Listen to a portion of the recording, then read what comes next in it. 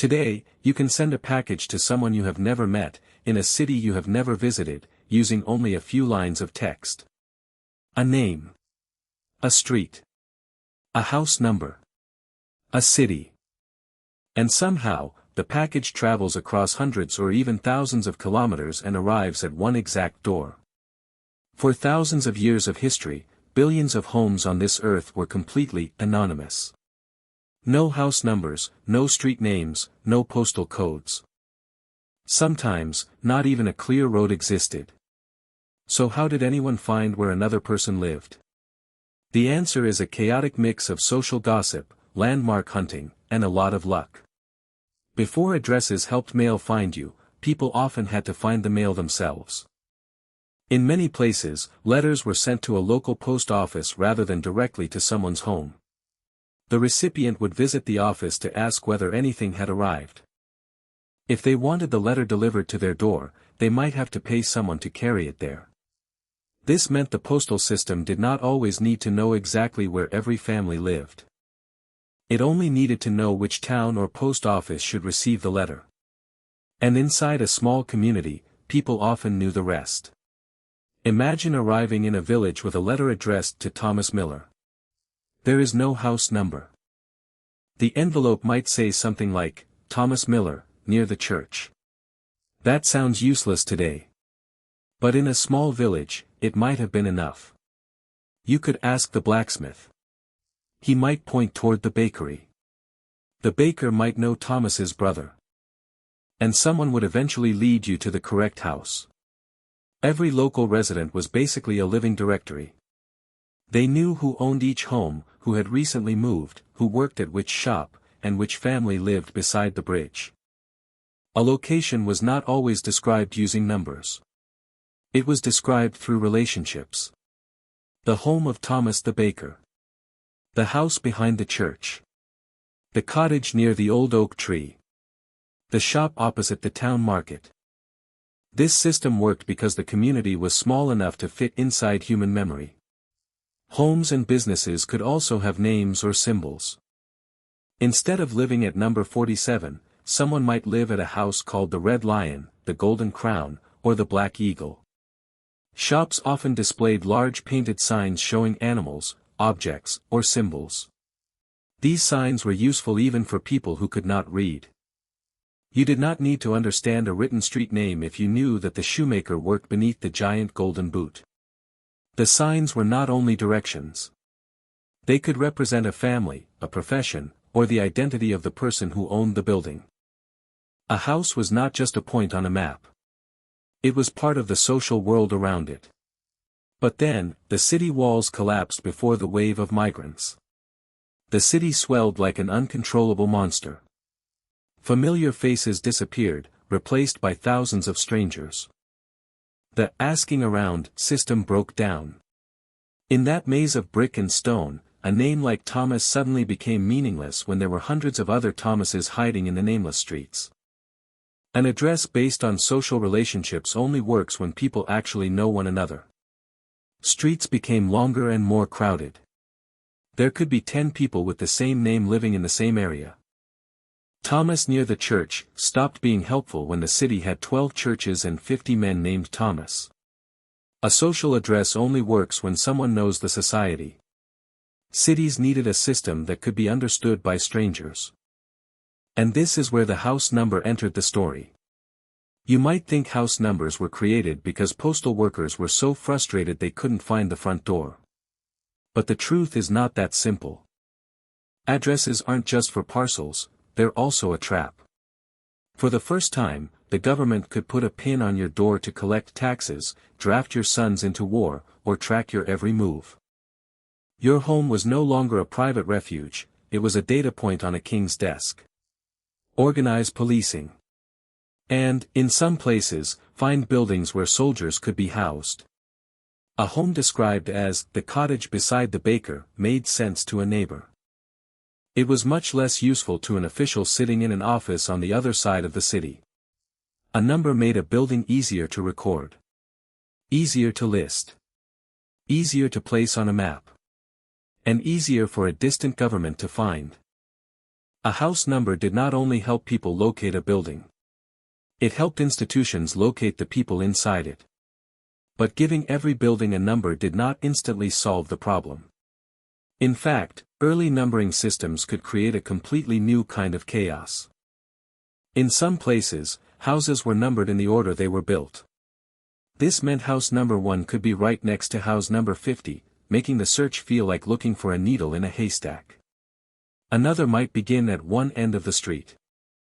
Another might continue numbering around an entire neighborhood. Some streets placed odd and even numbers on opposite sides. Others did not. When a new building appeared between House 24 and House 25, officials had to decide what to call it. House 24A. House 24 and a half. Or another House 25. Buildings could receive new numbers whenever streets were extended or neighborhoods were reorganized. Two homes could accidentally share the same number. A single building might appear under several different addresses over its lifetime. The city now had numbers. It just did not always have logic. Philadelphia became a famous example of this problem.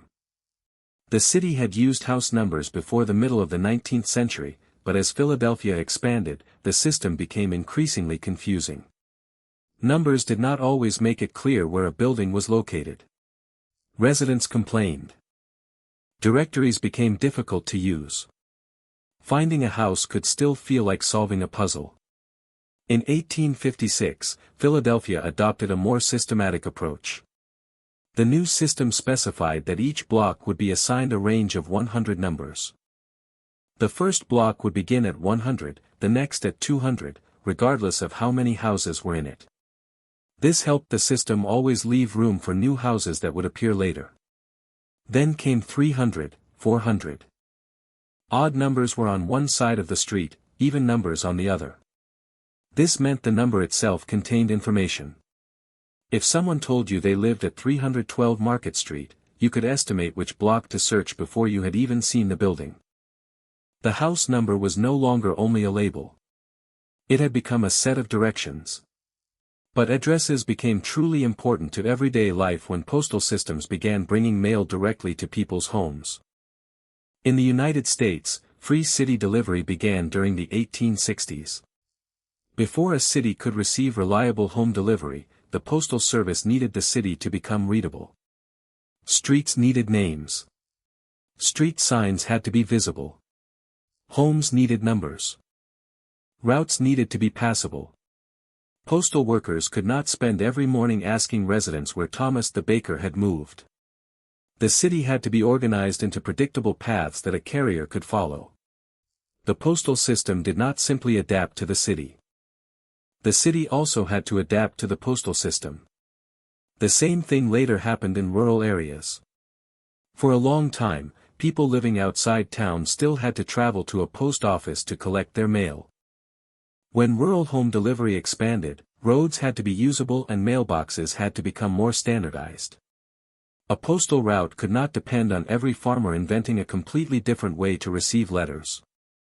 Addresses, roads, signs, routes, and mailboxes became parts of one connected system. Still, humans remained very good at writing terrible addresses. Letters arrived with missing street names, misspelled towns, unreadable handwriting, buildings that no longer existed, or descriptions so vague that they seemed almost impossible to solve. Postal workers sometimes had to act like detectives. They examined handwriting, local geography, business names, and small clues on the envelope.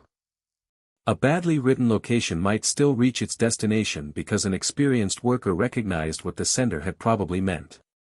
Even after standardized addresses became normal, human knowledge was still helping the system survive human mistakes. Over time, addresses became useful for far more than mail. City directories linked people, professions, and businesses to specific locations. Emergency services used addresses to find people quickly. Companies used them to deliver goods. Governments connected addresses to taxes, property records, schools, and voting districts. Later, computers turned addresses into searchable data. Today, an address can be entered into a phone and converted into a point on a digital map. A person who has never visited your city can find your home without speaking to a single local resident. That is the real transformation. Before standardized addresses, a location often made sense because someone understood the community. Thomas's house near the church depended on knowing Thomas, the church, and the neighborhood. 214 Market Street does not. It can be copied onto a form, printed on a package, stored in a database, read by a stranger, or processed by a machine. The address has stripped the soul from the home, turning a warm neighborhood haven into a cold string of numbers in a management file. But here's the strange part, that transformation still hasn't finished, even in today's high-tech world. Many places around the world continue to use landmarks, informal directions, local names, or systems that do not fit neatly into the usual street and number format. Even today, a perfectly normal direction might still sound like, turn left after the gas station, pass the blue house, and stop beside the large mango tree. The old system never completely disappeared. It still thrives in places where the memory of local people is more trustworthy than the numbers on a map. Addresses did not appear because people forgot how to give directions. They appeared when the world became too large for everyone to know your name. As society grew more complex, numbers became the only thread connecting strangers. This shift is the unavoidable cost of a modern world. But in gaining a number, what exactly did we lose?